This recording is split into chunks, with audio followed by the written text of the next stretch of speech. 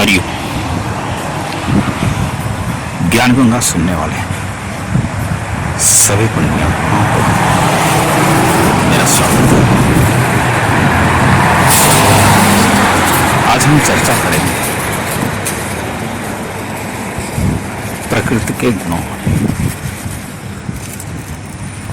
प्रकृति के गुण क्या है, वो हमारे दिन में कैसे रहते हैं और उससे हमें कैसे पता चलता है हम किस गुण में हैं, और उसके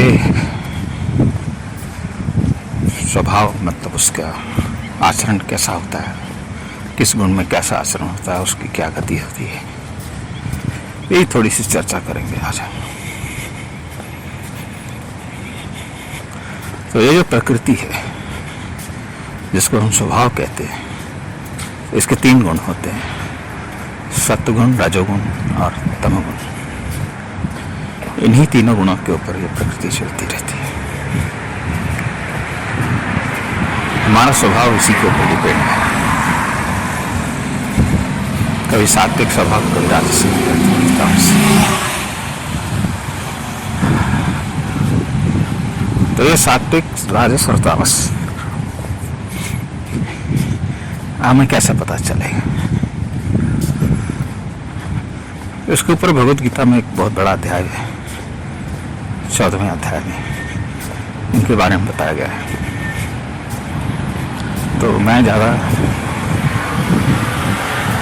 गहराई में नहीं जाऊंगा, थोड़ा बहुत हम लोग स्पर्श करेंगे। जब आदमी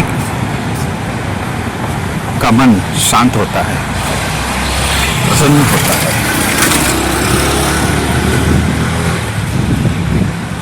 भक्ति में लगा रहता है, ध्यान में लगा रहता है, पूजा में लगा रहता है, अच्छे विचार में रहता है, जब उस समय ये समझना चाहिए कि हम सत्गुण में हैं। और वही मन जब हम क्रियाशील रहते हैं, यानी कि जैसे कि हम एक्टिव रहते हैं, तो उसमें बहुत सारे विकार भी हमारे साथ चलते हैं। काम हो गया, क्रोध हो गया, लोभ हो गया, ये सारी चीजें जो है चलती हैं।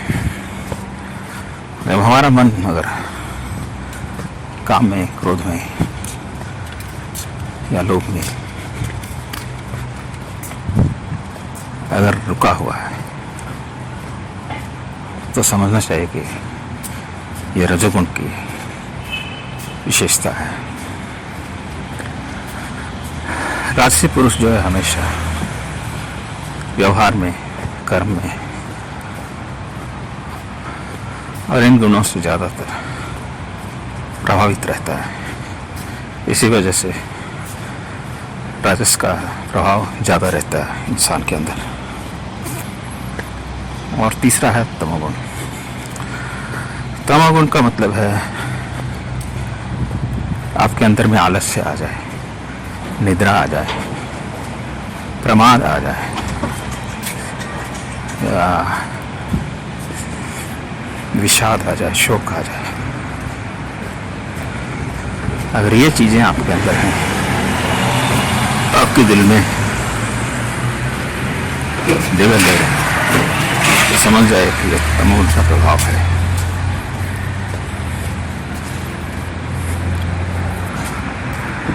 तो ये हो गए प्रभाव इन तीनों गुणों के।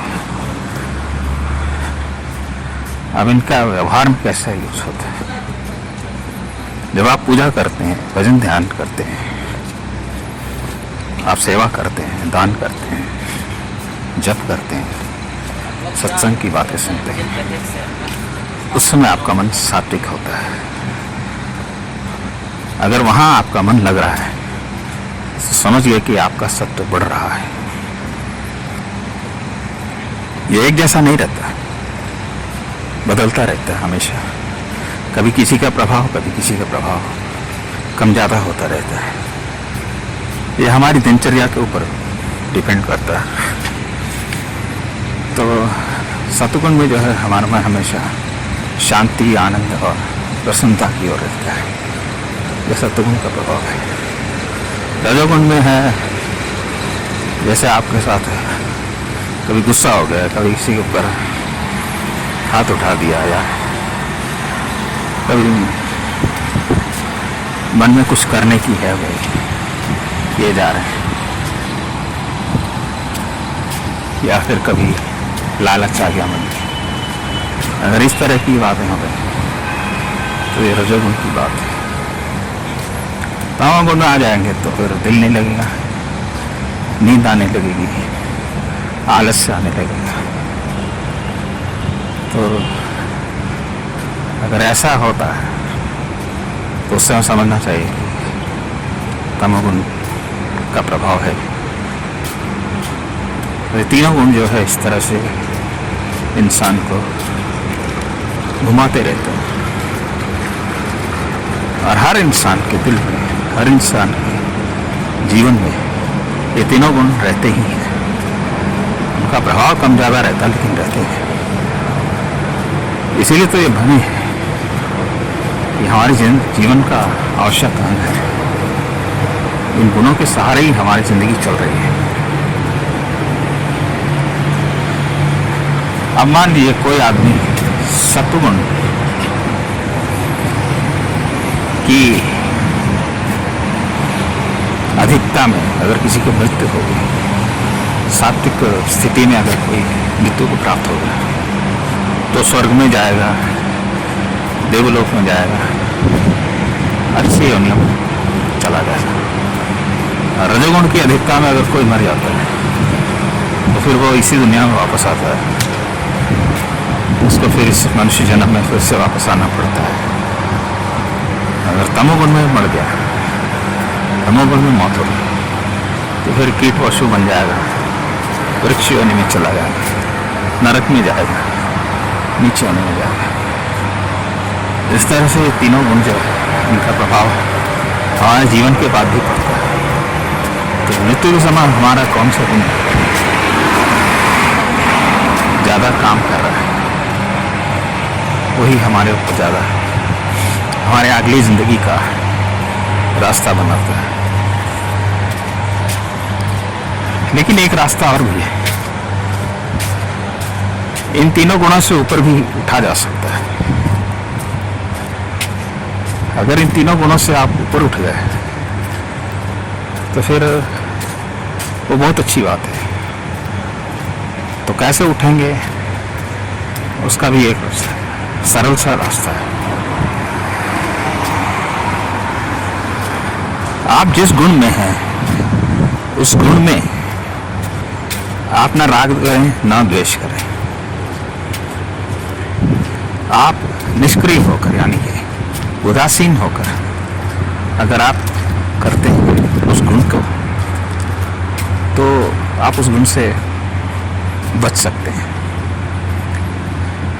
जैसे कि आप भजन ध्यान कर रहे हैं, तो भजन ध्यान में आप मन लगाएं, लेकिन अटैच ना हो जाए।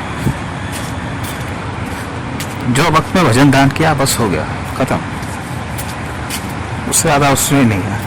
अगर कभी नहीं हुआ फिर उसके लिए पछताएं नहीं, अरे ऐसा हो गया वैसा हो गया, है कि नहीं।